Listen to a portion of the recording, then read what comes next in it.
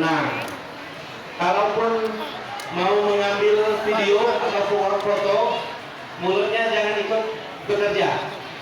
Yang bekerja cukup tangan.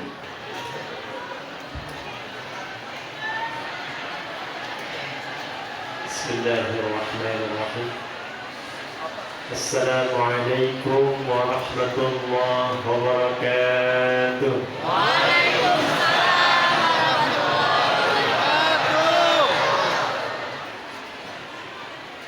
نحمد الله تعالى الذي اختارنا أمة النبي المصطفى سيدنا محمد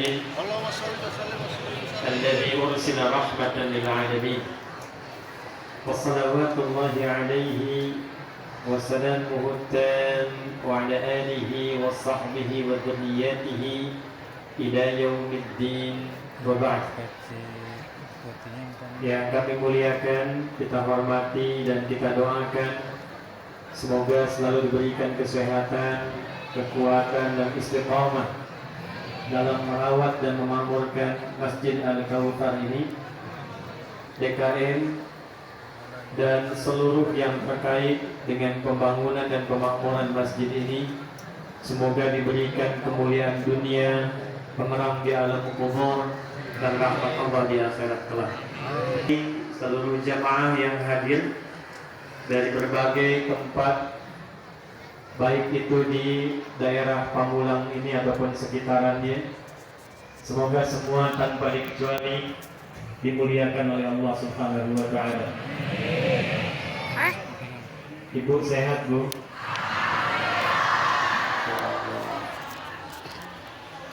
Jam berapa sampai di masjid ini?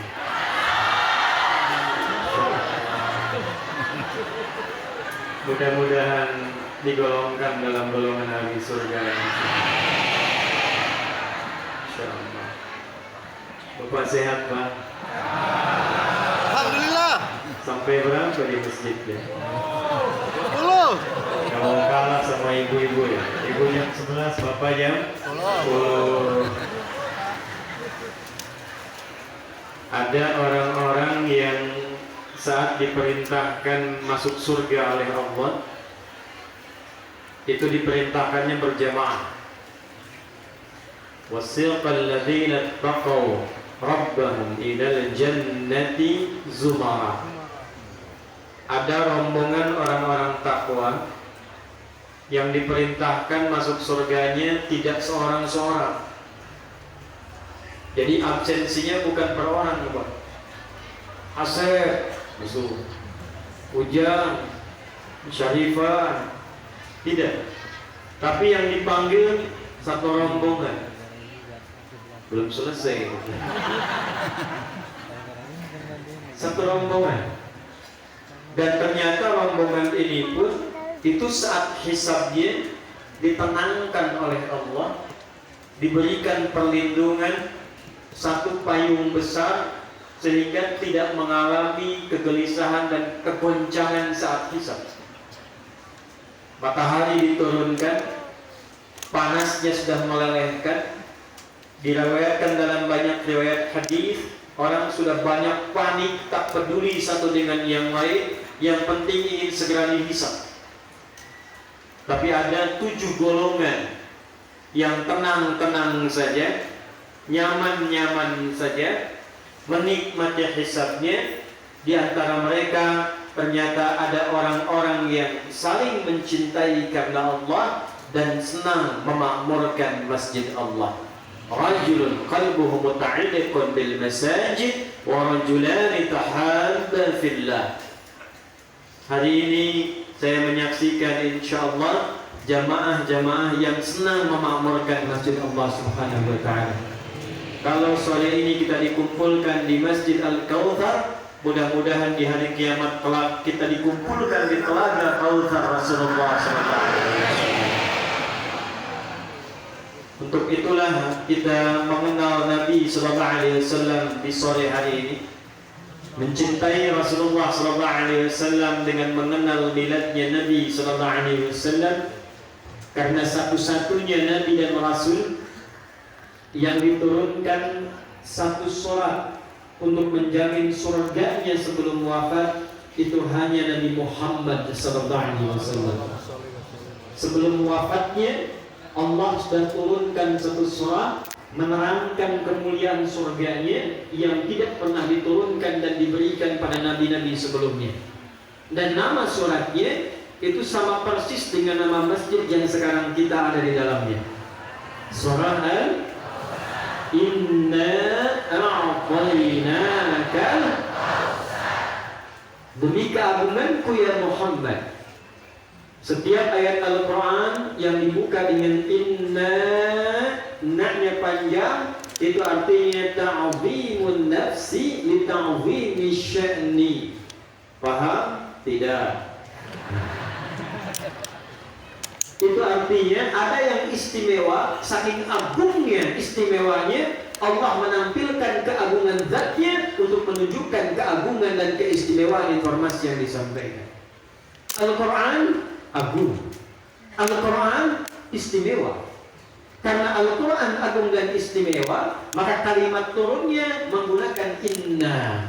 Surah Al-Qadar, inna anzalnahu fi. Saking agungnya surga yang disiapkan untuk Rasulullah, istimewanya surga yang disiapkan untuk Rasulullah, keindahan dan banyak kemuliaannya, maka digunakan kata inna di depannya. Inna a'tainaka Muhammad, demi keagunganku aku telah siapkan surga yang teristimewa, tertinggi derajatnya untukmu. Karena itu berbahagialah kita dijadikan oleh Allah dan dipilih sebagai umat Nabi Muhammad SAW. Karena sudah banyak bahkan nabi-nabi yang mengharapkan menjadi bagian dari umatnya Nabi Muhammad SAW. Untuk itulah ketika temanya dibuat Maulid atau Mauludun Nabi SAW, isinya bagaimana kita mengenal Rasulullah untuk mencintai Nabi SAW sehingga bisa dipertemukan oleh Allah dalam surga Firdausnya bersama Rasulullah SAW. Bu, Maulid atau Maulud? Yang Maulid angkat tangan. Yang Maulud, yang gak ngangkat Allahu a'lam. Yang ikhwan untuk Maulid atau Maulud? Maulud. Yang Maulid angkat tangan. Yang Maulud, yang banyak Allahu a'lam. Apa itu Maulid? Apa itu Maulud? Yang jelas bukan makanan. Bila disebutkan Maulid, itu yang dimaksud waktunya. Bicara tentang hari, waktu kelahiran Nabi Muhammad. Bagaimana sebelum lahirnya? Seperti apa kemuliaan lahirnya? Bagaimana perjalanan kehidupan setelah lahirnya sampai wafat menuju Allah Subhanahu wa ta'ala. Kalau Maulud yang dibahas sosoknya. Siapa Nabi Muhammad SAW? Bagaimana lahirnya? Bagaimana tumbuhnya? Apa sifat-sifat mulia yang melekat kepada beliau sehingga dengan pembelajaran itu kita bisa meneladani Rasulullah SAW dalam kehidupan. Nah, ini pertanyaannya, ibu mau bahas Maulid atau Maulud? Maulud. Biar adil dua-duanya saja ya. Yuk kita mulai dengan Maulid. Ibu kenal Nabi Ibrahim? Enggak, belum.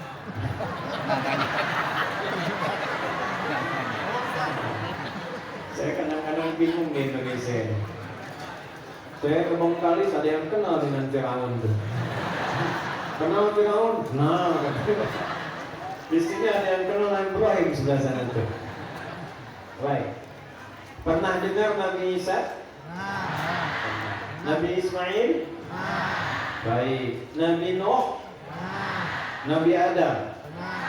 Semua nabi ini tidak akan ditetapkan untuk bertugas di muka bumi kecuali mereka semua berkomitmen dulu kepada Allah, yang komitmennya diabadikan di dalam surah Ali Imran di ayat ke-81. Ini jauh sebelum kelahiran Nabi Muhammad. Wa idh akhadallahu mitsaqan nabiyyin lama ataitukum min kitabin wa hikmatin thumma ja'akum rasul musaddiqan lima ma'akum latu'minunna bihi wa latansurunna qala a'aqrartum wa akhadtum 'ala dhalikum isri qalu aqrarna qala fashhadu wa ana ma'akum minasy syahidin. Dan ingatlah, pahamilah, pelajarilah. Jadi kalau ada kata iz dalam Al-Quran, itu bukan semata bermakna ingat, tapi mengandung makna yang belum tahu, pelajari. Yang sudah belajar, ingat-ingat pelajaran itu. Yang belajar belum paham, pahami. Wa iz akhadallahu mitsaqan nabiyyin. Dan pahami, pelajari, ingat.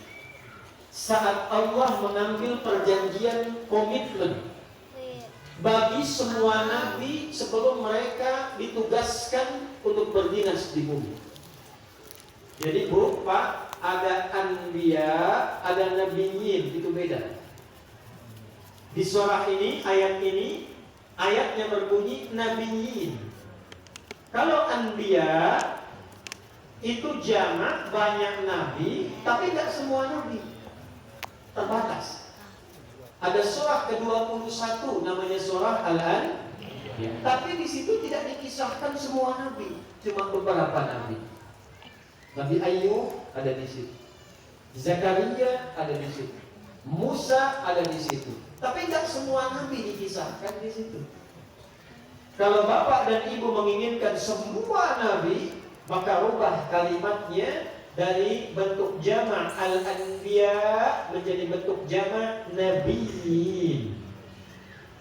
Ada orang-orang yang saking taatnya kepada Allah, dekat dengan Allah, itu kata Allah, nanti saat di surga saya tempatkan di kompleks surga yang sekompleks dengan semua nabi yang pernah bertugas di bumi. Itu ada di Quran surah 4 An-Nisa di ayat ke-69. Wa may yuti'illaha war rasul فَأُولَٰئِكَ مَعَ الَّذِينَ أَنْعَمَ اللَّهُ عَلَيْهِمْ مِنَ النَّبِيِّينَ. Dan itu doa kita 17 kali sehari. 17 kali sehari. Ibu dah, kalau baca Al-Fatihah sehari itu 10 kali atau 11 kali. Yang 10 angkat tangan. Yang 11 17 Bu. Kalau ibu baca 11 kali, berarti ibu tidak sholat subuh dan sholat duhur.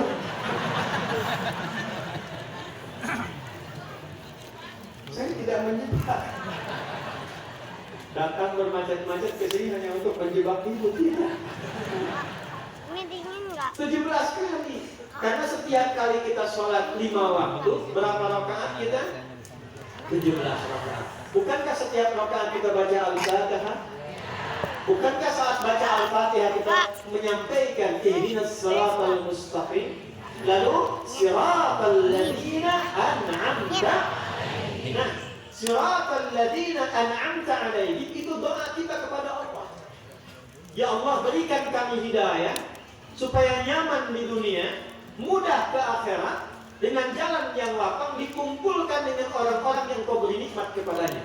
Siratal ladzina an'amta alaihim, dijawab oleh Allah, wa may yuti'illaha war rasul fa ulaika ma'al ladzina an'ama Allahu alaihim. Kita berdoa siratal ladzina an'amta alaihim, kata Allah, ma'al ladzina an'ama Allahu alaihim. Dan di antara orang yang mendapat nikmat itu, dia sekontak dengan semua nabi yang pernah bertugas di bumi, tingkat paling tinggi. Dan bisa main-main ke bawah, kan 8 tingkat. Ketek sama siapa katanya di surga? Saya mau depannya Ustaz A, belakangnya Kiai Fulan. Kalau kamu sama siapa? Saya mau biasa aja, cuman depan saya Nabi Ibrahim. Belakang saya Nabi Musa. Kamu kan dulu nggak ingat waktu merajang, kan kamu kamu suka baca surat Yusuf, nah itu tetangga paling kiri saya. Yang kanan saya Nabi Muhammad. Jadi kalau kita urut semua nabi dari Nabi Muhammad sampai Nabi Adam alaihissalam, itu namanya Nabi Muhammad sallallahu alaihi wasallam bin Abdullah bin Abdul Muttalib bin Hashim bin Abdul Manaf bin Qusay bin Murrah bin Kilab bin Ka'ab bin Ghalib bin Fihr bin Malik bin Nadar bin Kinana bin Khuzaimah bin Mudrikah bin Ilyas bin Niza bin Mudar bin Ma'ad bin Adnan bin Adli bin Adri bin Muqawwaf bin Nahr bin Thalith bin Ya'rub bin Yasjud bin Nabit bin Ismail alaihissalam bin Ibrahim alaihissalam bin Azar atau bin Nahr bin Adil bin Kinan bin Al-Fahsyad bin Sam bin Nuh alaihissalam bin Mihlal bin Matushana bin Kinan bin Alwas bin Tif bin Adam alaihissalam. Takbir. Coba ulangi itu. Bu, setahun gak apa? Ada paling gampang ya. Jadi semua nabi yang pernah tugas di bumi itu nabiin namanya. Tidaklah dia ditetapkan diangkat jadi nabi kecuali komitmen dulu sama Allah.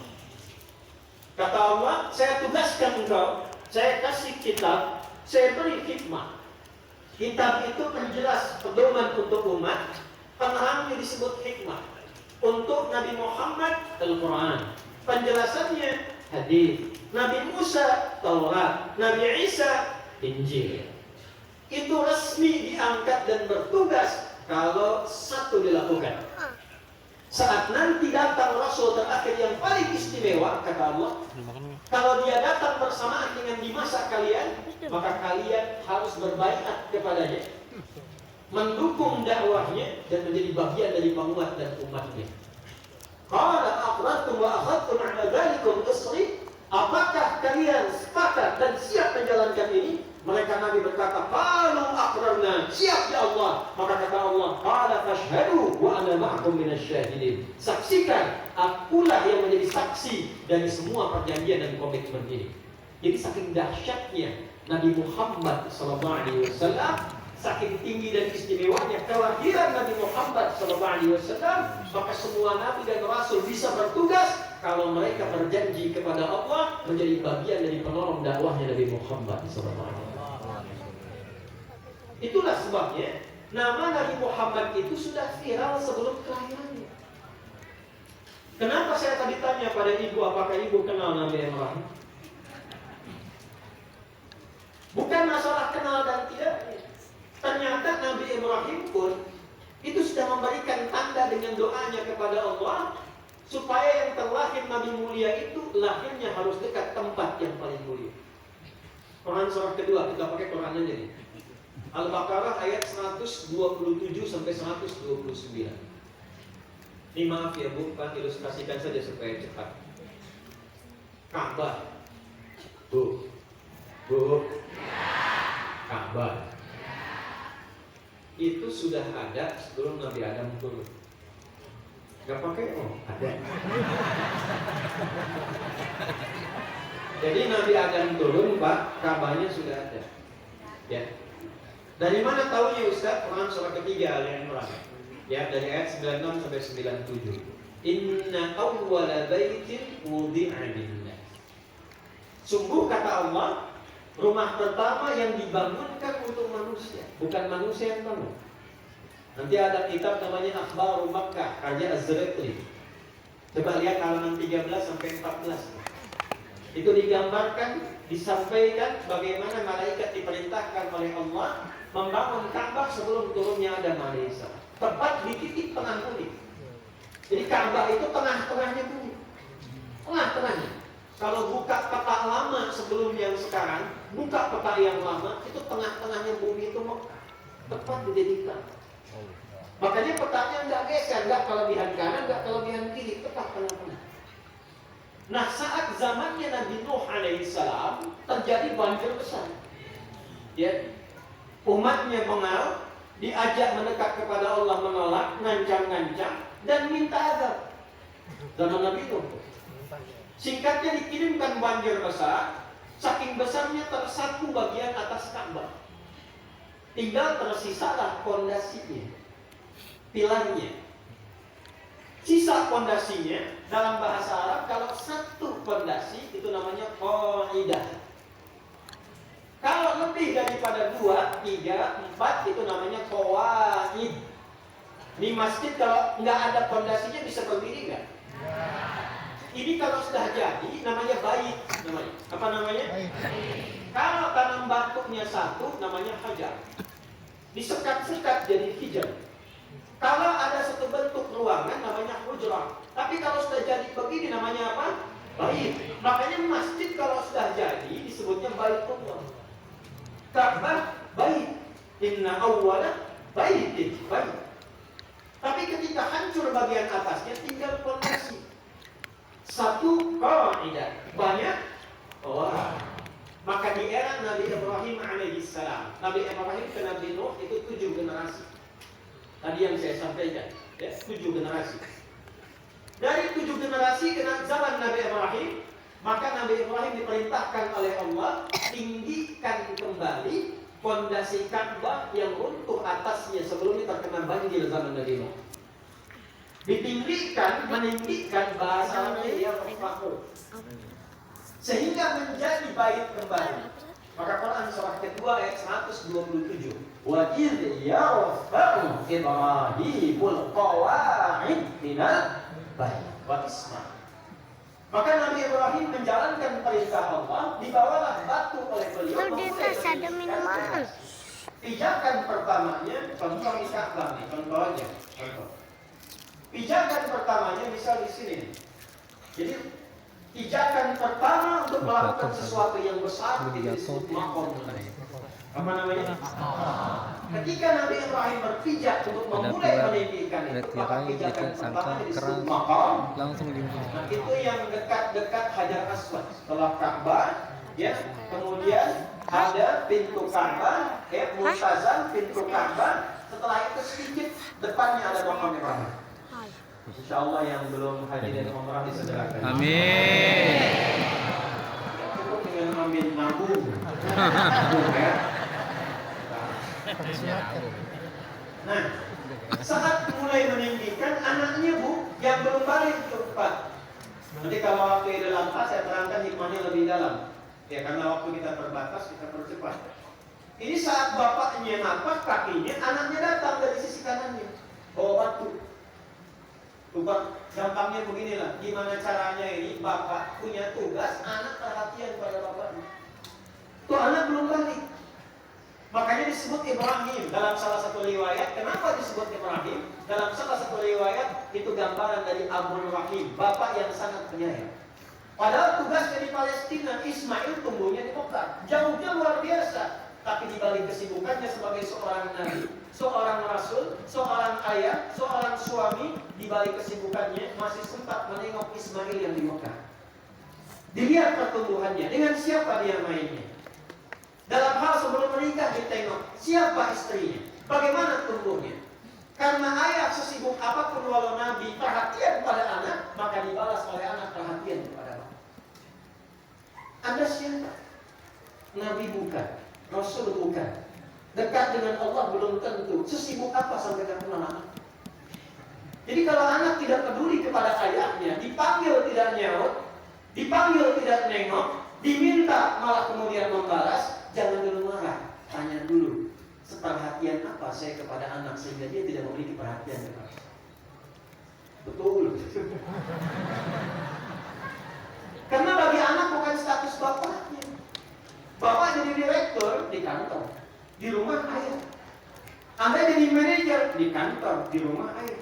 Saya di sini kiai, di sini ustaz, di rumah nggak kenal anak saya dengan itu semua. Seumur-umur saya sering katakan, belum pernah saya pulang ke rumah dipanggil sama anak saya, ustaz, kiai pulang, nggak ada. Buya, pengen anaknya, pengen ayahnya, bapaknya Bu.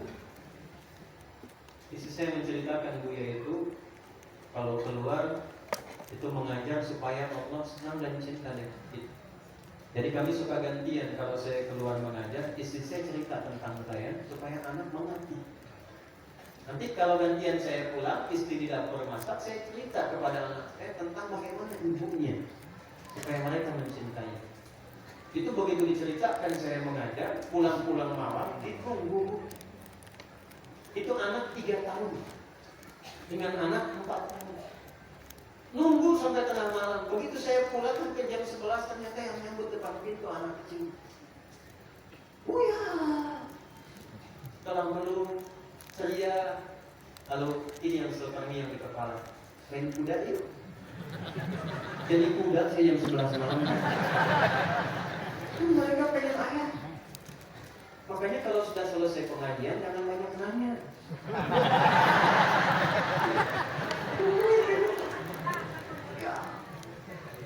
Dan Nabi Ibrahim begitu tuh, sehingga anaknya muncul perhatian. Mau apa aja tuh langsung dilakukan. Sampai perkara yang paling luar biasa dalamnya itu rela mengorbankan nyawanya untuk ayah. Cuma perkara mimpi bu, surah Safat ayat 102 sampai 109 itu. Nabi Ibrahim mimpi bawa pisau nyembelih anaknya. Cerita besoknya, nah bapak mimpi. Padahal kan Nabi kan, Nabi kan mimpinya pastinya tak gampang. Ismail sini, ya baik, siap-siap. Mana? Sembelih.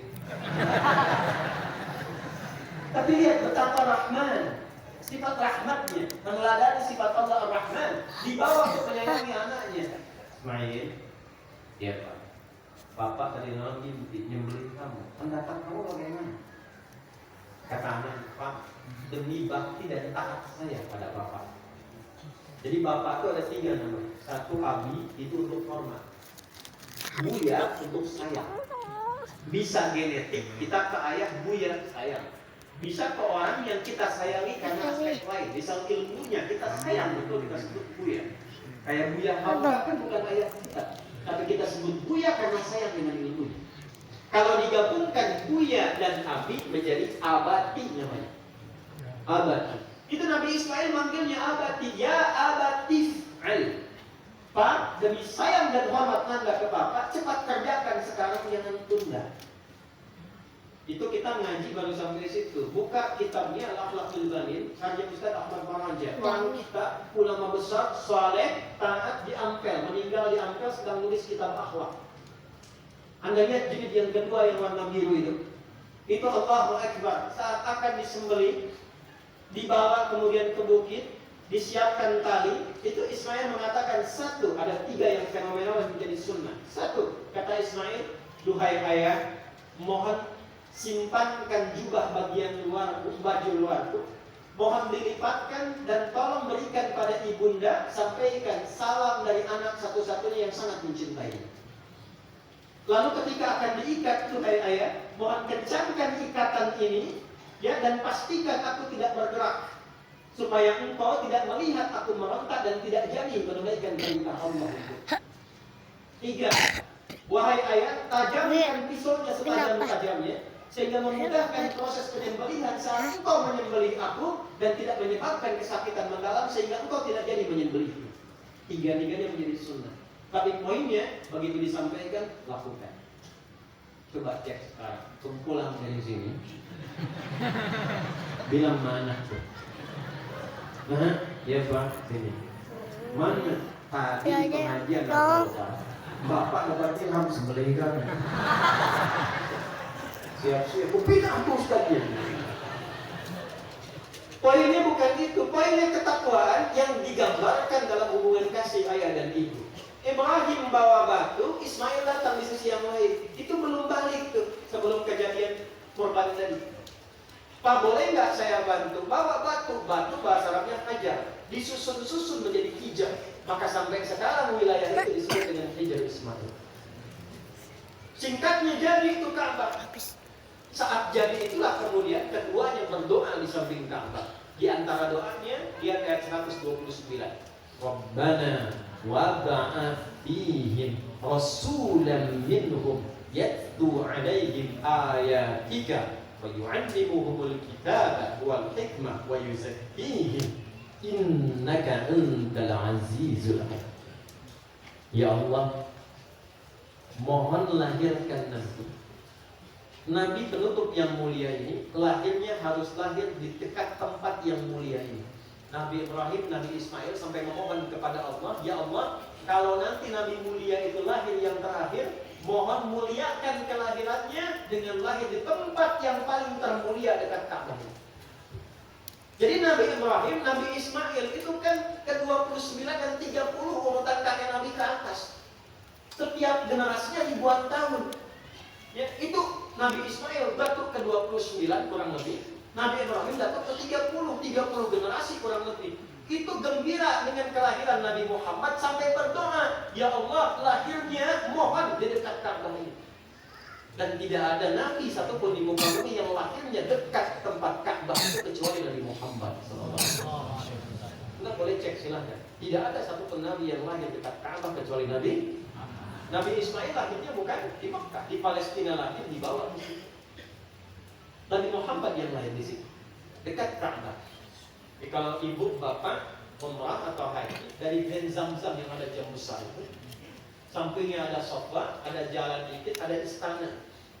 Belok ke bawah, jangan lurus Masjidil Haram dulu, turun langsung belok kanan. Ya, lurus saja. Sebelah kanan ada CCTV itu, ada pos security, CCTV warna putih ngadep ke sini. Lurus saja terusnya sampai ujungnya. Itu ada 35 kipas angin sebelah kanan. Udah saya hitung tuh. Kalau 36 berarti nambah 1 tuh. Dari ujung itu, ujung Jabal Qubais, itu 150 meter, lihat lurus ke depan. Itu ada bangunan warna krem. Disitulah tempat lahirnya Nabi Sallallahu Alaihi Wasallam. Yang mau saya katakan, Nabi Ibrahim, Nabi Ismail itu saking gembira dengan berita kelahiran Nabi Muhammad yang diambil komitmennya sampai berdoa, "Ya Allah, mudah-mudahan lahirnya mohon dekat Ka'bah." Itu dijawab oleh Allah 30 generasi kemudian dengan turunnya Al-Quran surah kedua ayat 151.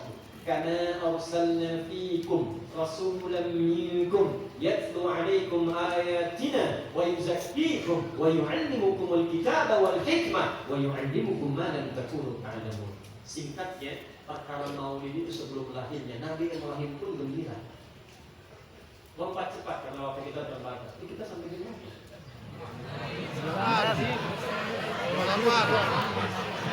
Sampai Isa ya. Antum silakan sampai Isa. Anda setengah 6 pulang nih, ya. Baik. Saya Pak belasannya bilang sampai Isa, Anda yang lupa. Balik nih. Cepat langsung ke Nabi Isa aja.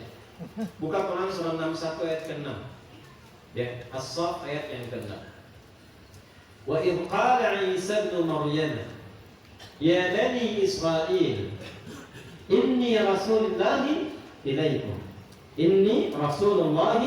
ilaikum musaddiqan lima baina yadayya min at-Taurah wa mubashshiran bi rasulin ya'ti min ba'di ismuhu Ahmad. Allahu Akbar. Lihat sini. Nabi Isa itu lahirnya 600 tahun sebelum kelahiran Nabi Muhammad. Kalau Nabi Musa Pak 2000 tahun sebelum kelahiran Nabi Muhammad, kurang lebih. Jadi 600 tahun sebelum lahirnya Nabi Muhammad, Rasul penutup masa terakhir, Nabi Isa itu sudah memviralkan ke umatnya, sudah kasih kabar. Nah, yang paling menarik bahasa Qurannya memberi kabar gembira. Jadi Nabi Isa itu gembira dengan sebentar lagi kedatangan Nabi Muhammad. Nih, mana logikanya ya? Misal gini nih. Ada Pak Asep di sana. Ada Pak Asep di sini? Ada. Doni? Dokter sini. Saya ganti ini pasti nggak ada. Suneo. Pasti nggak ada nih. Nggak ada kan? Lihat sini. Suneo kasih kabar nih ke jamaah. Alhamdulillah, Masya Allah, saya akan punya anak katanya. Masya Allah, selamat Pak, kapan? Entar habis nikah. Nikahnya belum, tapi sudah menyampaikan kabar gembira. Logis nggak? Tidak. Jadi di muka bumi ini nggak ada orang yang menyampaikan kabar gembira pada yang belum lahir. Nabi Muhammad beda, belum lahir. Itu sudah ada yang menyampaikan kabar gembira. Jadi satu-satunya manusia di bumi yang digembirakan oleh seorang Rasul sebelum lahirnya itu cuma Nabi Muhammad SAW. Kenapa diberitakan gembira? kira-kira ini karena ada salah paham di umat Nabi Isa, mengira Nabi Isa itu Nabi yang terakhir. Karena ajarannya mirip Nabi Muhammad. Nanti kita bahas. Nabi Isa itu penyayang, Bu. Ajaran kasihnya dalam betul. Ini diantara kita saja nih, saya kasih rahasia ya. Bu, itu Nabi Isa jalan sama muridnya itu 12. Begitu lewat, dia dari riwayat lewat samping sungai. Di situ ada binatang yang sudah mati, sudah jadi bangkai. Saya tuh maaf kalau menyebut yang kurang bagus, agak kotor, lisannya agak susah nyebutnya ya. Jadi intinya ada binatang yang sudah bau di situ. Lalu begitu lewat, muridnya bilang gini, guru, ini bau sekali katanya. Ya dari binatang ini. Perhatikan Nabi Isa alaihissalam. Apa jawabannya? Kata Nabi Isa, itu giginya putih sekali, bos. Kata muridnya, guru, kenapa guru berkata begitu? Kata Nabi Isa, karena manusia hanya mengungkapkan apa yang ada dalam hati. Jadi kalau isinya kotor, yang keluar kotoran. Tapi kalau hatinya bersih, yang keluar kata-kata yang bersih. Jangankan pada manusia, pada hewan pun sedemikian kasih. Nah itu bagian kecil dari kepemilikan sifat Nabi Muhammad SAW. Nabi Muhammad itu jangankan ke hewan, pada tumbuhan pun sayang. Ada situasi perang itu kan luar biasa mencekam, nggak ada kasih sayang. Ya, makanya surat Al-Baqarah, surat At-Taubah, kenapa nggak pakai Bismillah di awalnya? Karena At-Taubah itu izin untuk membela diri dalam situasi di infansi. Saat di infansi, dikepung mau dijajah, membela diri, perang. Dalam perang itu kan nggak ada kasih sayang. Sedangkan Bismillahirrahmanirrahim isinya Rahman dan Rahim. Rahman dan Rahim itu sayang. Nggak ada orang perang pakai kasih sayang. Izin nembak ya. Oh, sakit lah, maaf ya. Tembak. Itu. Tapi cuma di Islam dalam situasi perang, situasi mencekam, kata Nabi, jangan rusak tumbuhan. Jangan injak di tumbuhan. Coba bayangkan, dalam situasi yang sangat rumit sama tumbuhan masih sayang, itulah Muhammad. Nah, semua nama, ini kita lompat cepat. Semua nama yang melekat pada Nabi terakhir ini, istimewanya itu semua nama sifat Allah yang angkat. Nabi-nabi lain namanya zat. Apa bedanya zat dan sifat? Kalau zat itu menunjuk pada orangnya wujudnya. Nih, Adi zat. Ustaz Bakhtiar zat. Ustaz bin Bakhtiar yang nengok beliau. Ustaz Adi yang nengok saya. Tapi Ustaz Bakhtiar jujurnya sifat. Bakhtiarnya orang, jujurnya sifat. Jadi semakin ditambah sifat, semakin baik orangnya. Orang bisa meninggal, sifat tidak meninggal. Pak Bakhtiar, Ustaz Bakhtiar bisa meninggal. Saya bisa meninggal. Bisa beliau duluan, saya belakangan. Tetap bisa dibalik, bisa saya belakangan, beliau duluan. Tapi sifatnya nggak bisa meninggal. Pernah nggak Anda mendengar?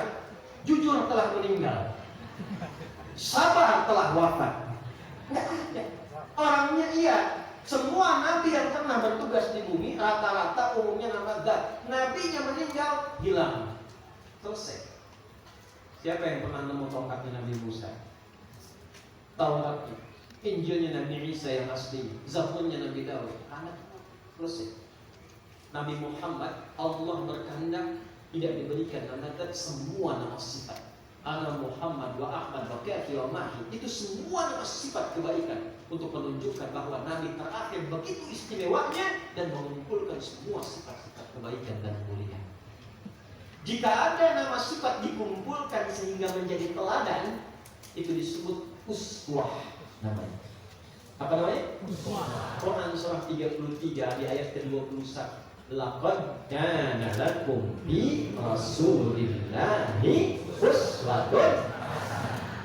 Ini yang ahli qiraat tahu nih kita nih. Bisa dibaca dua cara, bisa uswah, bisa iswah. Ya, kalau kita ngaji pakai riwayat Warsh atau Qalun dari Nafi' al-Madani, Nafi' al-Madani, maka kita baca pakai iswah. Laqad kana lakum fi Rasulillahi iswatun hasanah. Iswah. Kita baca pakai hafaz, dari Asim pakai uswah. Laqad kana lakum fi rasulillahi uswatun. Ustaz, kenapa bisa dibaca dua riwayat? Untuk menunjukkan kesempurnaan dan kemuliaan sikap Nabi Muhammad SAW.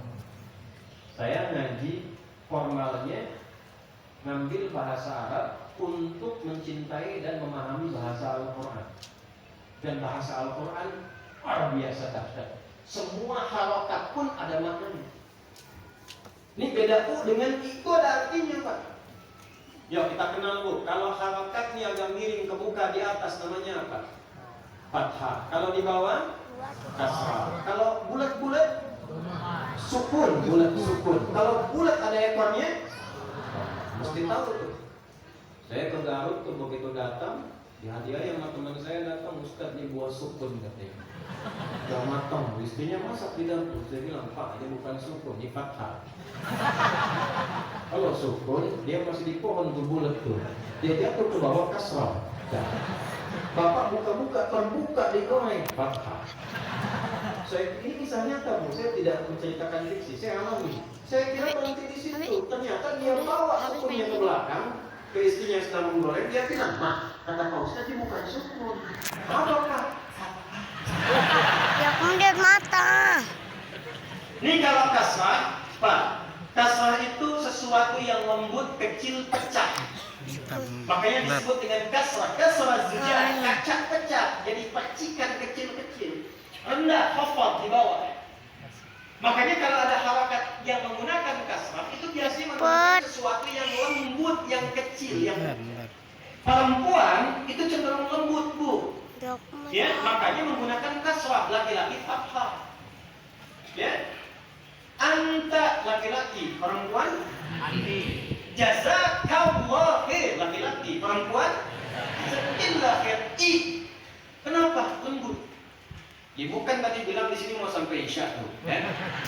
Ibu intikaf tuh, jam 11 pengen pulang, nggak kosong, begitu keluar atas pohon ada suara, ya. Ibu nggak usah lari, tunjuk tuh kasroh ya. Bukan ngaji kita. Nah jadi kalau menggunakan i itu menunjuk yang kecil-kecil. Kalau kita ingin angkat yang tinggi, rafa.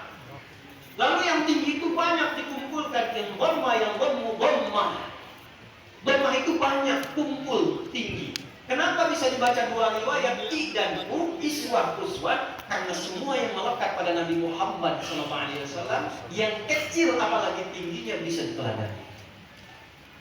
Senyumnya, menengoknya, menyapa. Saya tuh paling senang kalau lihat Habib Umar, paling senang. Habib Umar itu kalau saya ngaji sifat-sifat akhlak Nabi, ya, itu saya paling pas melihat. Susah saya ungkapkan ini. Jadi kalau saya lihat Habib Umar senyum itu, saya tuh kayak ngerasa lagi ngaji gitu. Kan bagaimana senyumnya Nabi dan itu. Jadi kita tuh melihatnya juga senang, nyaman. Gak percaya silahkan tuh belajar tentang senyumnya Nabi dari istri-istri Nabi. Makanya istri Nabi lebih daripada 4 tuh. Jangan ketawa dulu. Kenapa diizinkan lebih daripada 4? Karena ternyata semua istri Nabi mewakili semua karakter perempuan di muka bumi. Ibu kalau mau silakan coba cek. Betul. Ada yang senang masak, ibu senang masak. Ada istri Nabi yang hobinya masak, namanya Sayyidah Saudah binti Zam'ah. Walaupun sudah